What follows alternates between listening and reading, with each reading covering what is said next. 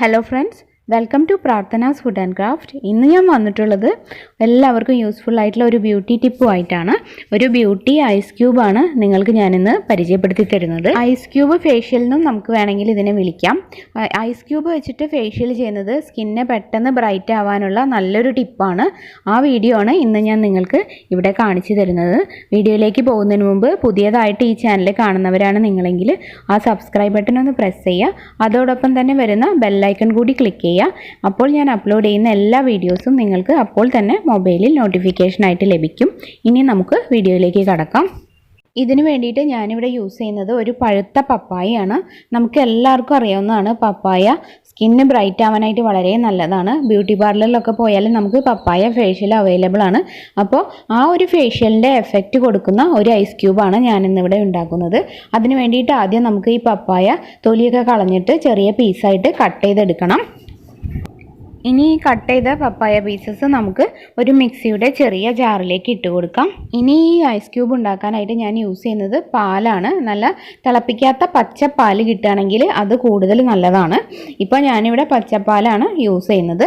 ഇനി നമുക്കിതൊന്ന് നന്നായിട്ട് അരച്ചെടുക്കാം.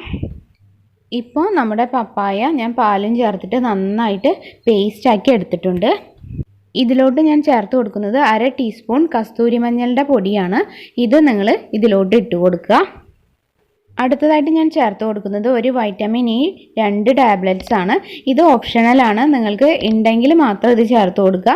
ചേർത്താൽ സ്കിന്നിന് വളരെ നല്ലതാണ്. അതുപോലെ തന്നെ ഇത് കുറച്ച് നാൾ ഒരു 5-6 ദിവസം വരെയൊക്കെ കേടാവാതെ ഇരിക്കാനും നല്ലതാണ്. നമുക്ക് ഫ്രിഡ്ജിൽ സൂക്ഷിച്ച് വെക്കാം. ഇല്ലെങ്കിൽ ഈ ഒരു സ്റ്റെപ്പ് നിങ്ങൾ സ്കിപ്പ് ചെയ്യുക. ഇതും കൂടെ ചേർത്തിട്ട് ഞാനിപ്പോൾ നമ്മുടെ ഈ ഫേഷ്യലിൻ്റെ മിക്സ് നന്നായിട്ട് മിക്സ് ചെയ്തെടുക്കുന്നുണ്ട്. ഇനി നമുക്ക് ഈ മിക്സ് ഒരു ഐസ് ട്രേയിലേക്ക് മാറ്റാം. ഇത് നമ്മൾ ഐസ് ക്യൂബ് സാധാരണ സെറ്റ് ചെയ്യുന്ന പോലെ എല്ലാം ഇതിൻ്റെ ഉള്ളിൽ ഒഴിച്ചിട്ട് സെറ്റ് ചെയ്യാനായിട്ട് വയ്ക്കുക. പിറ്റേ ദിവസം നമുക്ക് ഇതെടുത്തിട്ട് യൂസ് ചെയ്യാം. കണ്ടോ, ഇതിപ്പോൾ ഞാനൊരു ഓവർനൈറ്റ് വെച്ചതാണ്. ഇപ്പോൾ നന്നായിട്ട് സെറ്റ് ചെയ്തിട്ടുണ്ട്. ഇനി ഇതിങ്ങനെ പതുക്കെ തട്ടിക്കൊടുത്താൽ ഈ ഐസ് ക്യൂബുകൾ വീഴും.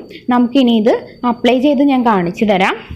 നിങ്ങൾക്ക് നിങ്ങളുടെ ഫേസിലോ കയ്യിലോ എവിടെ വേണമെങ്കിലും ഇത് അപ്ലൈ ചെയ്യാം. ഇതുപോലെ ഐസ് ക്യൂബ് എടുത്തിട്ട് റൗണ്ടിൽ മസാജ് ചെയ്ത് കൊടുക്കുകയാണ് ചെയ്യേണ്ടത്. ഇത് ചെയ്യുന്നതിന് മുമ്പ് നമ്മുടെ ഫേസ് ആയാലും കൈ ആയാലും നന്നായിട്ട് വാഷ് ചെയ്ത് വൃത്തിയാക്കിയതിന് ശേഷം വേണം ഈ ഐസ് ക്യൂബ് അപ്ലൈ ചെയ്യാനായിട്ട്. അതിനുശേഷം ഒരു 1/2 മണിക്കൂർ ഇത് ഉണങ്ങാനായിട്ട് വെക്കുക. എന്നിട്ട് നമുക്ക് വാഷ് ചെയ്ത് നോക്കാം. അപ്പോൾ നല്ല റിസൾട്ടായിരിക്കും. നല്ല ഇൻസ്റ്റൻ്റ് ആയിട്ടുള്ള ബ്രൈറ്റ്നസ് തന്നെ നിങ്ങൾക്ക് ഫീൽ ചെയ്യാൻ കഴിയും. 1/2 മണിക്കൂർ കഴിഞ്ഞ ശേഷം ഇത് നന്നായിട്ട് വാഷ് ചെയ്യുക. കാണുമ്പോൾ തന്നെ ആ വ്യത്യാസം ശരിക്കും ഫീൽ ചെയ്യാൻ പറ്റും. ലെഫ്റ്റ് ഹാൻഡിന് നല്ലൊരു ബ്രൈറ്റ്നസ് വന്നിട്ടുണ്ട്.